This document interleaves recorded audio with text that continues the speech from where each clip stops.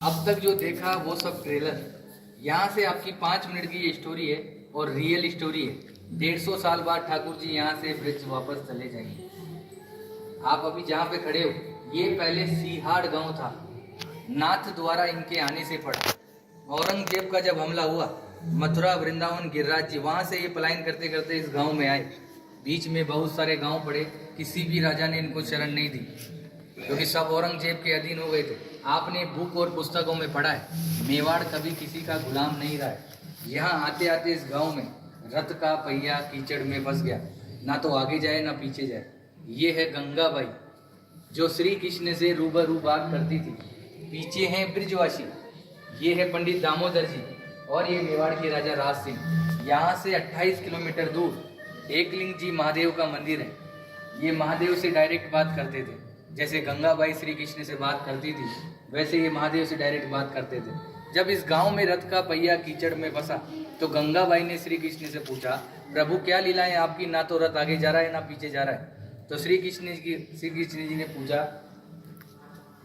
गंगाबाई ने पूछा श्री कृष्ण से, प्रभु क्या लीलाएं आपकी, ना तो रथ आगे जा रहा है ना पीछे जा रहा है। तो श्री कृष्ण जी ने जवाब दिया, मैं किसी के कारणवश यहाँ आया हूँ, यहाँ के राजा को बुलाया जाए और मेरे लिए मंदिर का निर्माण किया जाए। गंगाबाई ने ये बात पंडित दामोदर जी को बताई और पंडित दामोदर जी ने मेवाड़ के राजा राज सिंह को बुलाया और कहा कि हमारे प्रभु पधारे हैं, क्या इनको शरण मिल सकती है। तो राजा राज सिंह ने जवाब दिया, मैं मेरे गुरु आराध्य से पूछता हूँ, अगर वो इजाजत देंगे तो मैं मंदिर का निर्माण करवाऊंगा।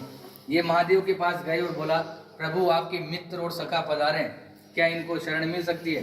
तो भोलेनाथ ने एक सुंदर सा जवाब दिया, मेवाड़ की जनता अगर इसके नखरे उठा ले तो ही इसी को रोकना है, अन्यथा जाने देना है, क्योंकि ये अलग अलग श्रृंगार करता है, 8 समय की झांकियां लेता है और अलग अलग भोग लेता है। घूम फिर के ये बात गंगाबाई के पास आई और गंगाबाई ने श्री कृष्ण को बताया, प्रभु आपके लिए तो महादेव ऐसा ऐसा बोल रहे हैं। तो इन्होंने भी एक सुंदर सा जवाब दिया, वो है भोला, नाम से भी भोला है, काम से भी भोला है। उसको तो 2 रुपए की राख लगाकर बैठा दो तो बैठा रहेगा, मगर मेरे नखरे वो जानता है। मैं मेवाड़ की जनता को वचन देता हूँ, मैं यहाँ का जल भी ग्रहण नहीं करूँगा। आज भी जल यमुना नदी से आता है, गौशाला में रखाया जाता है। गौशाला से गागर भर के ग्वालपाल सुबह मंदिर में 4 बजे लेकर जाते हैं। यमुना जल का जो प्रसाद बनता है वही ठाकुर जी ग्रहण करते हैं। आप लोगों का जो प्रसाद होता है वो बाहर दिखाकर बाहर ही बांट दिया जाता है।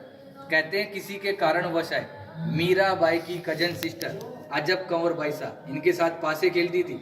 श्री कृष्ण को पता थी कि आज मेरे साथ ये पासे क्यों खेल रही है, मगर श्री कृष्ण जी जान चला के हारते गए और अजब कंवर बाई सा को जिताया और बोला कि मांग तुझे क्या चाहिए। तो अजब कंवर बाई सा ने कहा कि आप मेरे मेवाड़ में पधारिए। आज 350 साल हो गए ठाकुर जी को यहाँ विराजते हुए।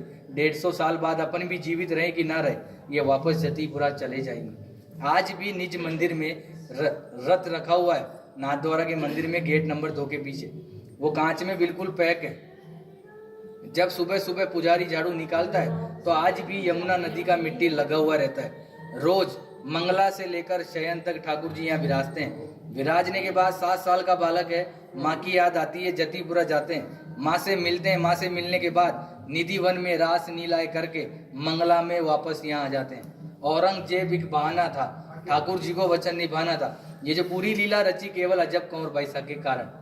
औरंगजेब को ये वहां भी हरा सकते थे, मगर औरंगजेब इनका मंदिर तोड़ने श्रीनाथ जी के मंदिर में आया। उसकी माँ भी उसके साथ आई। जैसे ही औरंगजेब मंदिर के अंदर गया, अंधा हो गया, उसको कुछ नहीं दिखाई दे रहा। बाहर आके बोला, माँ मैं अंधा हो गया, मुझे कुछ नहीं दिखाई दे रहा। तो माँ ने कहा, बेटा ये है छलिया, छल करता है, मगर तूने मेरी बात नहीं मानी। अब तू इसके पैर पकड़ेगा तो ही ये तेरे को माफ करेगा। मगर औरंगजेब घमंडी था, वो वापस मंदिर के अंदर गया, थक हार के उसने ठाकुर जी से माफी मांगी और ठाकुर जी ने उसको माफ किया। माफ करने के बाद ठाकुर जी ने उसकी आंख उसको वापस दी।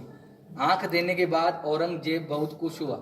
खुश होने के बाद जो कोहिनूर डायमंड हीरा जो ठुडी पे लगाया जाता है वो औरंगजेब की माँ ने ही भेंट किया था। आज भी होली के अगले दिन, धुलंडी के दिन बादशाह की सवारी निकाली जाती है। उसमें औरंगजेब का पूरा बाकायदा आदमी बनाया जाता है। उसको पूरे नाथद्वारा में जुलूस द्वारा निकाला जाता है। निकालने के बाद उसको मंदिर में ले जाया जाता है और मंदिर में ले जाने के बाद पनिशमेंट के तौर पे पूरे मंदिर को दाढ़ी से झाड़ू साफ करता है। ये कहानी रियल है और 150 साल तक होती रहेगी। उसके बाद ठाकुर जी ब्रिज चले जाएंगे। आपने हमेशा श्रीनाथ जी के दर्शन धक्का मुक्की डल्ला खाकर किए, मैंने भी किए, आपने भी किए। मगर यहाँ मैं आपको 8 दर्शन कराऊंगा, मंगला से लेकर शयन तक। ठाकुर जी क्या खाते हैं, क्या पहनते हैं, वो सब बताया जाएगा। उससे पहले आपको इस कमरे में जाना है।